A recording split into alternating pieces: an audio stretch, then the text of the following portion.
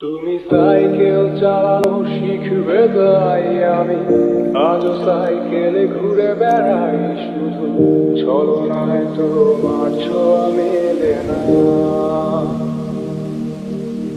তুমি কবিতাগুলো পড়বে তাই আমি আজও রাত জেগে ছন্দ সাজাই, রাত শেষে শুধু ভোর ফিরে আসে না। আমি তোমাকে বুঝিয়ে দেব তাই ব্যাগে আজও রাখি ফিজিক্স বই, শুধু তুমি তাই বইটা খুলি না।